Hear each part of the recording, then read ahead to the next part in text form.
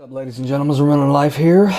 YouTubians, how are y'all doing? As you can see, yesterday I got in these new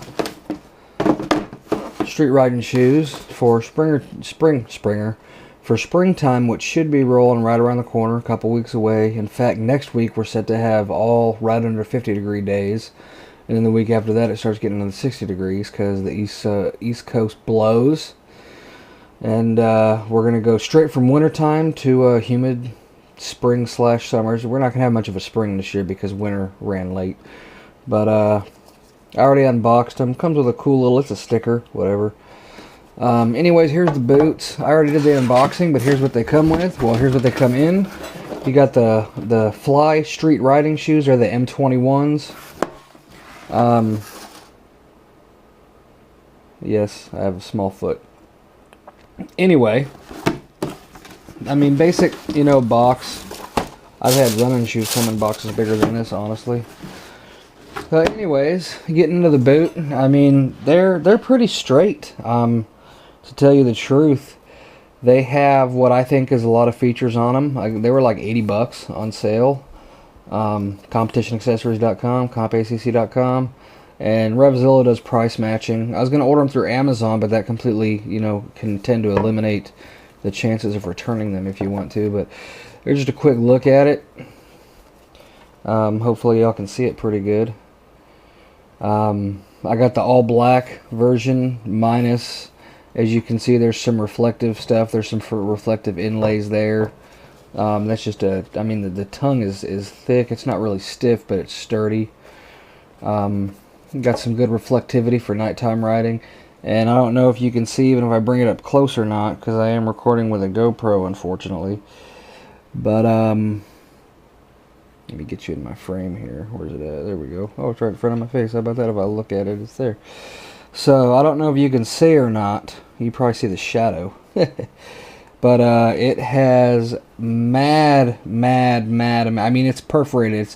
It is a leather shoe for the most part, but it is madly perforated. I mean, the only part that's not perforated is this reinforced toe shifter patch that you can see is double stitched and it's recessed, so that's cool.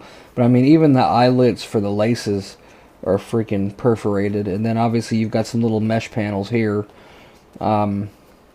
But I mean, overall, it's pretty stiff. I think it's got a reinforced shank in here to keep your foot from crumpling if you go down, which it will. Now, I was worried about ordering a size 9. I was worried that it might be too small. I have a pair of boots that are about 3/4 boots. They're not full racing boots. I bought them for the wintertime, and for rainy, they're waterproof.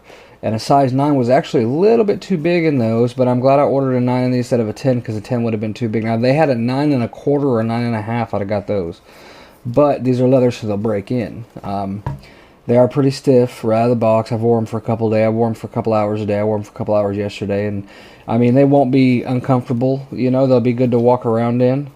It's got a good non-slip sole with a little Fly logo on it.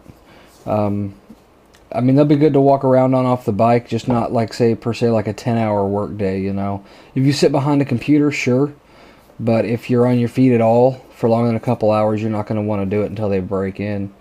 But if you're just riding around, I mean, these would be great for, I'd say warm springtime. For summertime, I'm probably still going to go with a mesh. Find a completely mesh one instead of leather. But I don't know yet. Anyways, I'll get into the actual, the features that I like. I probably won't use this unless I get aggressive, which I probably won't get very aggressive anyways. But the laces aren't really recessed like a lot of Speed and Strength have what they call their undercover lacing system. Hold on. Anyways, which is pretty cool. It just basically puts the laces back here. You know what I mean? So that they're not in the way and everything. This doesn't have that.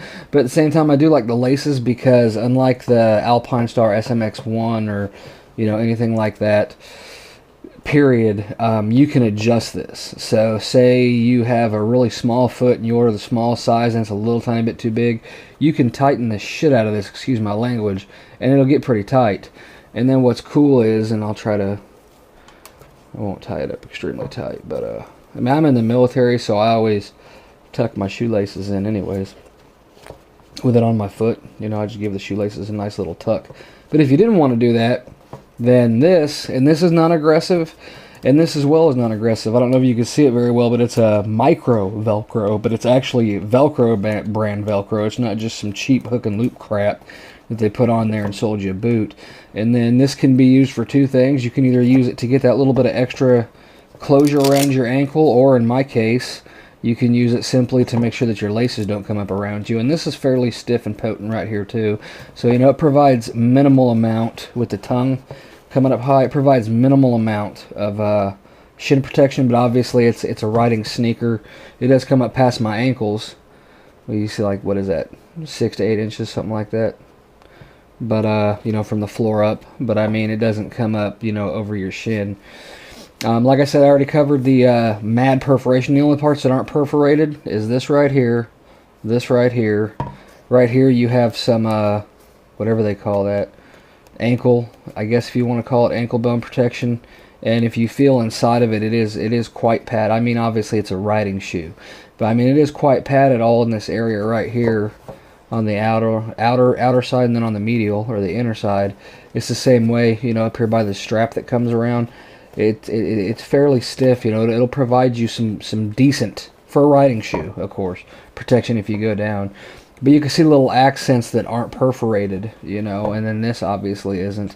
And basically the entire front around the bottom patch right here is not perforated. But everything else that you just see one solid sheet of leather is perforated, you know, it's all perforated. And then obviously you have your tongue. Well, here, I don't want to do this. This one's already opened up. You have your tongue, which is just basically a lightweight yet stiff, like stiff and very well padded on the inside. It's actually pretty comfortable. You know, and it comes up high to keep the laces if you do decide to go all the way up from jacking with your shins too much. And it's got the interior lining. I don't know how well y'all can see it. I only have a GoPro, so that's all I can record with. But the inside is just this, you know, the mesh material, very padded around here, to help wick sweat away should you sweat. And then I do like also, this makes it pretty comfortable, how it has a deep, you know, for your Achilles tendon, the rear part of your foot, to make it more comfortable. And then it's got this little pull tab, which I wouldn't recommend using. I mean, it is like triple stitched in there with a little X and everything to make it more secure. But chances are, if you keep pulling it up, keep pulling it up, keep pulling it up, it's just going to come off eventually. You know, and now granted, I'm not planning on these lasting any longer than a riding season. So anything past that they do last, I'll be enthused with. But that's just all I'm planning out of them. As far as fly goes, you got the M21 there, but that's going to be covered up obviously whenever you Velcro it down. And then it's got a decently little subdued Fly logo here, which is cool. And then your non-slip sole, which, you know, you could move around on the bike. You could get a little aggressive with it if you wanted to. But at the same time, another little Fly logo right there that's reflective, by the way. You know, but at the same time, the sole's not going to be, I mean, obviously it's not a track day sole. If you want to do some canyon carving and you're experienced, I mean, I don't see why not. If you go down, you're going to go down. If you don't, you don't, you know. Is this going to protect your foot and ankle and shin as well as a freaking $400 race boot? Of course it's not. Is it going to be more comfortable for the commuter and all that shit going to college and school and stuff like I'm about to be doing here in 6 months? Absolutely.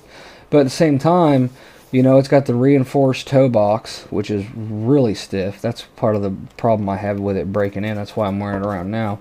And then the heel, you know, the sole comes up for a good counter right here, and then the heel is solid. I mean, it's it's as solid as you can get, you know, without obviously having some kind of external TPU or, you know, polyalloy plastic crap on there like a race boot.